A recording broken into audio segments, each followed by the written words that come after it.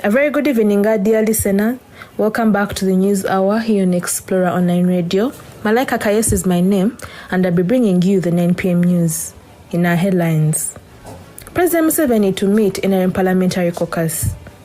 Police restrains moneylenders from seizing national ID as collateral. Court confirms Fred Kayondo as Mukono South MP. NUP's head of mobilization turns to LGBTQ for political capital. And Khartoum hit by blasts as deadly conflict enters fourth day. Here is the news in details. President Museveni is set to meet in parliamentary caucus on Thursday, 20th April 2023, to discuss issues of national importance.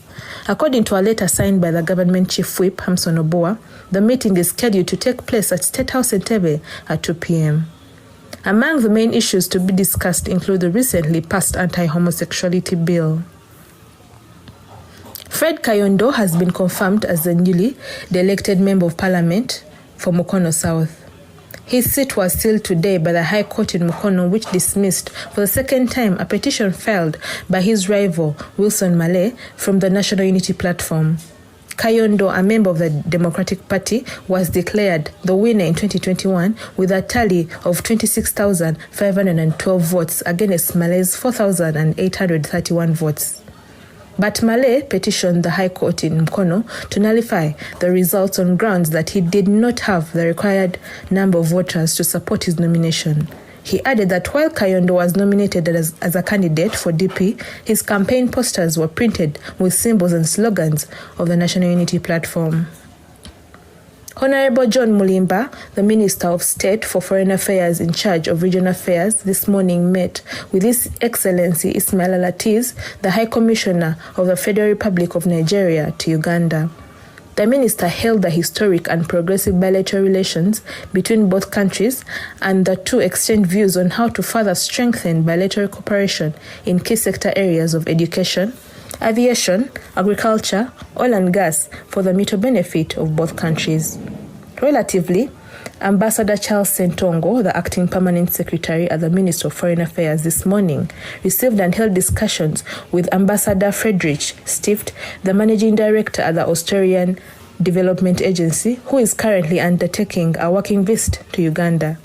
Ambassador Sentongo welcomed Ambassador Stift to Uganda and commended the agency's commitment to support a number of Ugandan government programs in education, peace building, human security, human rights, migration, and the water, energy, food security nexus, as well as private sector and development. The Deputy Speaker of Parliament, Right Honourable Thomas Tayebwa, has directed the Ministry of Kampala Capital City and Metropolitan Affairs to present a statement on the funding for construction and maintenance for the past 3 years and the status of roads in the city.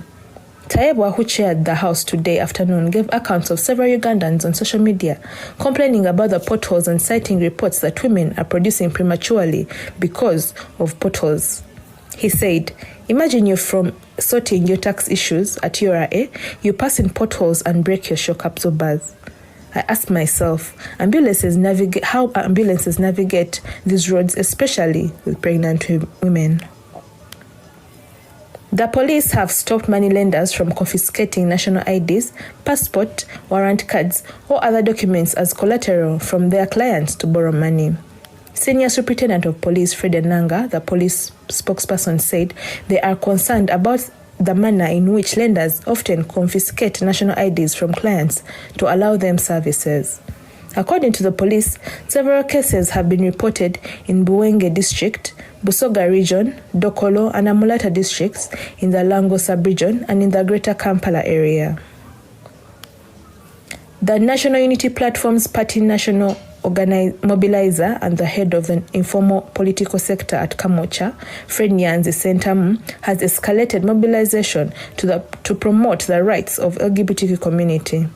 A source at the National Unity Platform headquarters revealed that Nyanzi's latest pro-LGBTQ activism aims at regaining his political strength and relevance. Nyanzi, who is also the elder brother to NUP leader Robert Kyagulanyi, is said to be using both mainstream and social media houses to popularize gay rights activism. The Ministry of Education and Sports has retrained 600 science teachers in Wakiso cluster under the Secondary Science and Mathematics Program, commonly known as the SMART program. Mr. Christopher Ojama, a senior education officer at the ministry, said that the government is committed to ensure the new lower secondary curriculum in its current arrangements.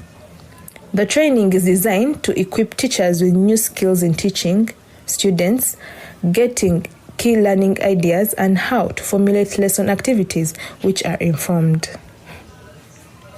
The Chartered Finance Analyst Society East Africa has signed a memorandum of understanding with the Association of Chartered Certified Accountants, Uganda, ahead of the inaugural Alternative Investment Conference. The memorandum of understanding fosters collaboration between the two organizations to accelerate growth of the East African financial sector. Alan Wetebe, a board member of the Chartered Finance Analyst Society East Africa, said that the memorandum of understanding is going to boost the regional financial sector. And finally, Sudan's capital Khartoum has witnessed explosions today as fighting that has claimed nearly 2,000 lives entered the fourth day, despite growing international calls for an end to hostilities.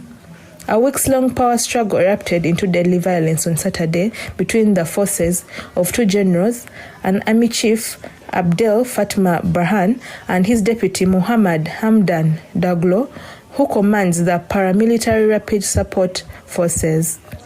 G7 foreign ministers meeting in Japan warned that fighting threatens the security and safety of Sudanese civilians and undermines efforts to restore Sudan's democratic transition.